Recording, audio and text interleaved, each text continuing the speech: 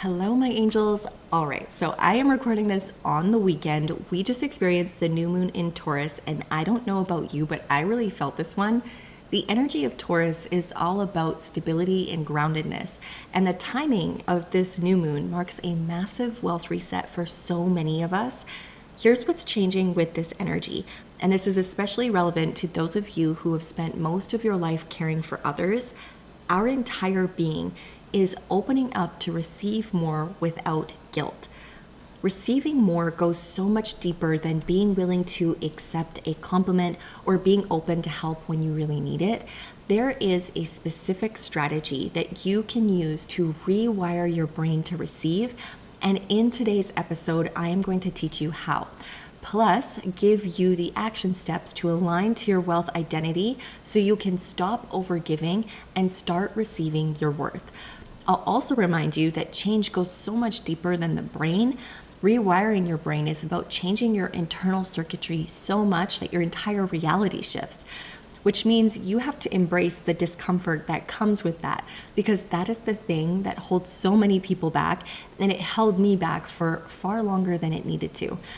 In today's episode, I want to teach you what I wish I knew 5 years ago so you can fast track your results and open yourself up to all the abundance you know you deserve. You're going to want a pen and paper for this one, or at least save this episode so you can come back to it when you need a refresh. Because what I will teach you today isn't just for the energy of this new moon.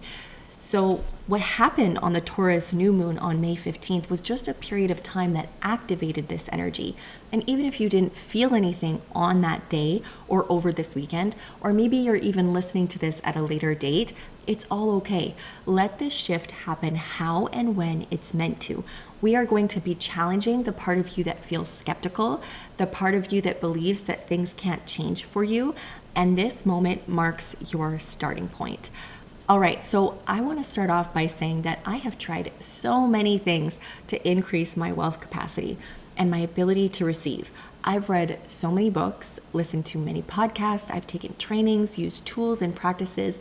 With all of that, I can confidently say there is one thing that will rewire your brain to receive, and that is your relationship to your wealth identity. Meaning, there is a version of you that exists in the future that already receives more wealth. That part of you is open to more, doesn't question it, and even expects that you will get more and more out of life. When I say that and you hear it, notice what happens within you. What thoughts do you hear, and what feelings do you feel? If there's a part of you that is pushing back against the possibility of you receiving more wealth, that's exactly what we need to work on, because that is your relationship to your wealth identity. I'm going to be honest, my relationship to receiving more used to look like this. I used to pray for 25K months without having the systems in place to actually make that happen.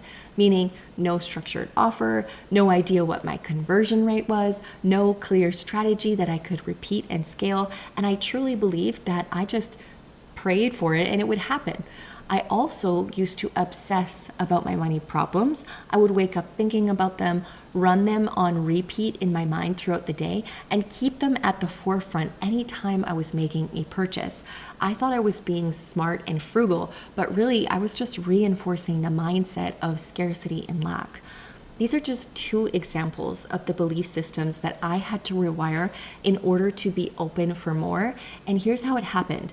In order for me to be open to making thousands per month, I had to work on setting up and understanding the systems that could actually make that happen. And I had to start focusing on money solutions, not just money problems. Both of these belief systems required massive amounts of action and intention. And just like I shared in the episode called 10 Powerful Shifts to Increase Your Feminine Energy, I had to lean on my masculine energy, which was the action and intention, in order to feel safe in my feminine energy, which was my ability to relax and receive. If you're taking notes right now, write this down.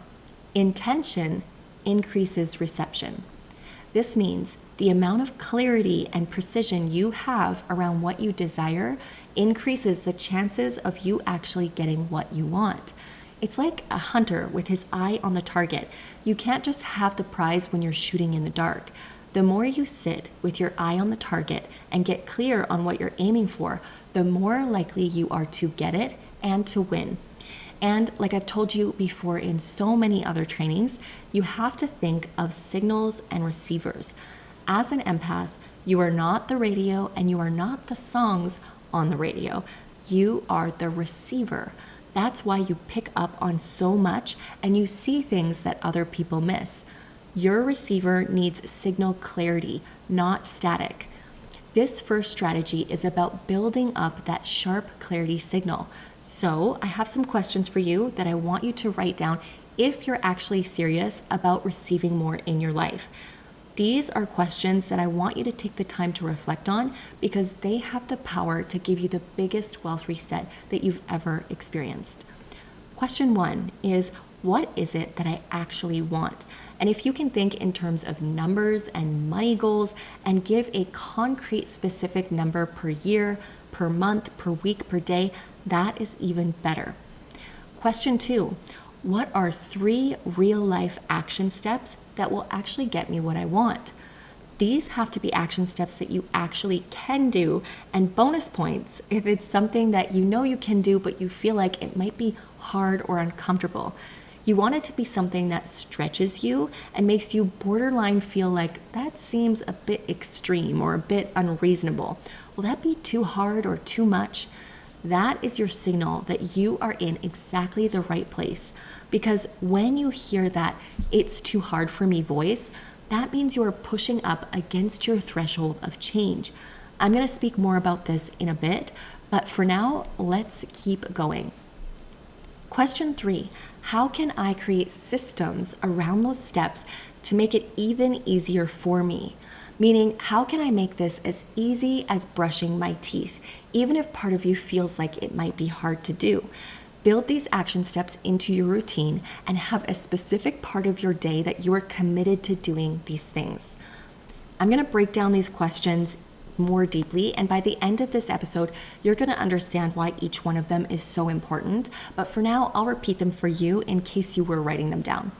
Number 1, what is it that I actually want? And if you can think in terms of concrete numbers, that is the best. Number 2, what are 3 real life action steps that can get me what I want?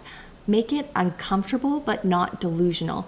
There is a difference between saying, I can offer this one thing that I know I can sell versus I'll create this 10K offer that I've never trialed before, and if that sells, then I'll make more money. Number 3, how can I create systems around those steps to make it easy for me? These 3 questions are worth reflecting on because they work both parts of your brain and both parts of your energy, masculine and feminine, so you can come into a place of balance and clarity. Now, let's get into the strategy behind these questions. Before your life changes externally, you have to start seeing different internally. And I don't just mean positive thinking. I don't mean pretending. I don't mean saying affirmations while your nervous system is still terrified underneath. I mean, your body has to start to feel safe with the idea of change. This is the part that nobody really talks about. People think rewiring the brain happens only in the mind. Like if you just think differently long enough, your life changes. But most people already know what they should do. The issue is their nervous system is still attached to the old identity. And the brain will always choose what feels familiar over what is possible. That's why people stay stuck in patterns for decades. You'll see a 40-year-old man still drinking and partying the exact same way as he did as a teenager because emotionally, his nervous system never updated his identity. Or a 70-year-old woman still cooking giant meals every night like she still has 5 kids at home, even though she lives alone now.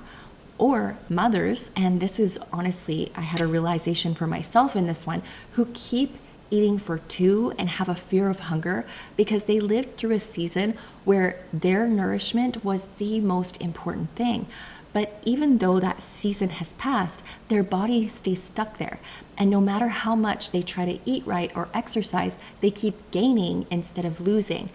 The body keeps following old emotional instructions. That's what paradigms are. A paradigm is not just a belief, it's an emotional pattern that became familiar enough to feel safe. And if you don't consciously create it and update it, your body keeps recreating it automatically. This is why people can want more money while still emotionally operating from survival. Why people can want healthy love while still expecting abandonment. Why people can want success while still feeling safest when they are struggling. And this is where rewiring actually begins, not by forcing yourself to believe differently, but with teaching your nervous system it is safe to become someone new. Because identity change feels vulnerable. It feels uncertain, unfamiliar, uncomfortable, and your brain interprets that uncomfortable feeling with danger at first. That's why people quit right before their breakthrough, because the old self starts panicking. The old self says, this is too much, this is unrealistic, this feels extreme, this isn't me. But that voice is usually the exact threshold of change. And once I understood this, everything started shifting for me, because I stopped treating discomfort like failure and I started recognizing it as evidence that rewiring was happening. Now, let's talk about how to actually do this, because I want to make something very clear.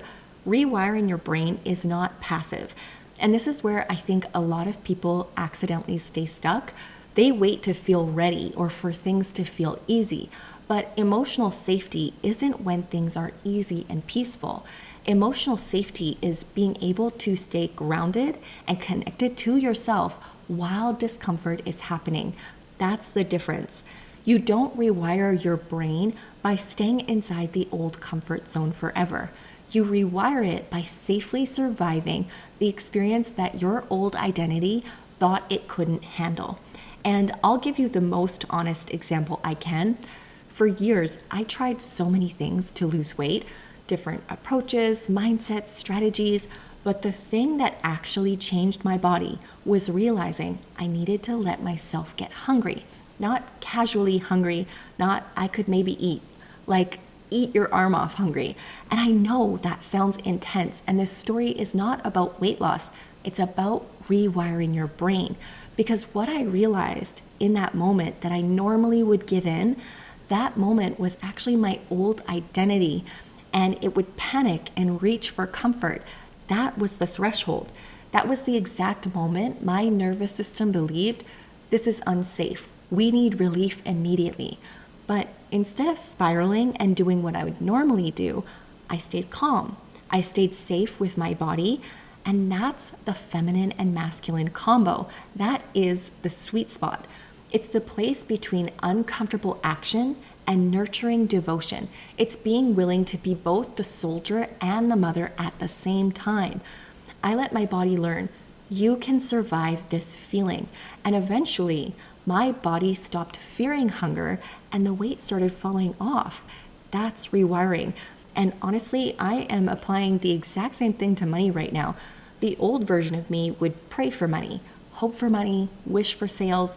The new version of me creates systems. I look at conversion rates, strategies, offers, structures, patterns.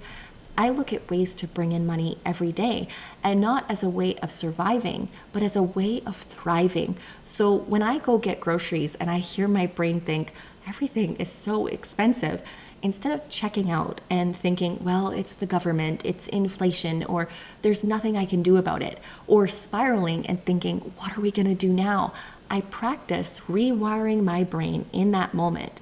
Not from delusion, like I used to, thinking, oh, that's fine, money will come like it always does. Or from waiting and thinking, well, once I make this amount per month, everything will be fine. I came up with a solution now.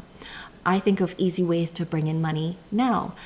Ways that make my brain think, wait, is that even possible? Could I even do that? Some people might hear this and think, that sounds extreme, but sometimes what feels extreme is exactly just the right amount of change required to break an old paradigm. And this is important. I'm not talking about hustling yourself into burnout. I'm not talking about hypermasculinating your life.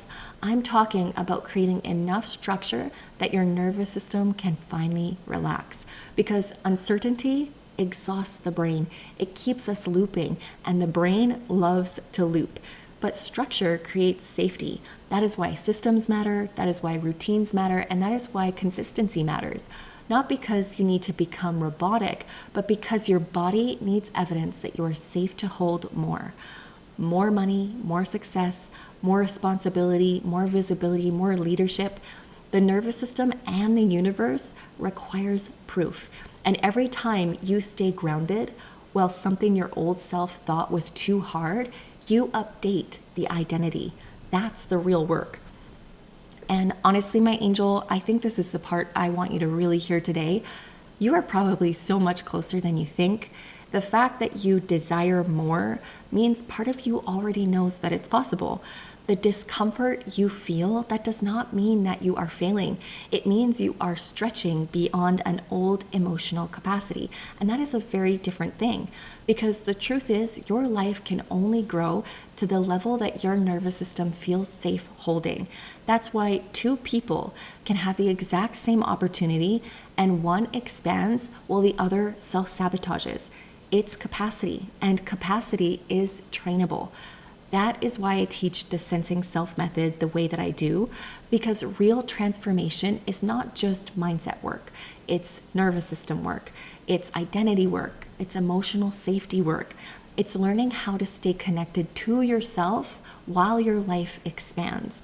That is the real wealth reset. Not just making more money, but becoming the version of you that can actually hold it, keep it, lead with it, and receive more without guilt. So if you take one thing from today's episode, let it be this. Stop treating discomfort like proof you should quit. Sometimes discomfort is the doorway. Sometimes the thing that feels too much is actually the exact thing that finally changes your life. And your job is to not panic inside that moment. Your job is to stay connected to yourself while moving through it. That is how the brain rewires, that is how paradigms change, and that is how identities evolve, one safe stretch at a time. Thank you so much for being here with me today. If this episode supported you and if you're ready to go deeper into this work, the Sensing Self method was built for this exact kind of transformation. I also have for you the 45-day wealth reset, which is starting very soon. Make sure you check out the link in the show notes to join those programs, and I will see you in the next episode.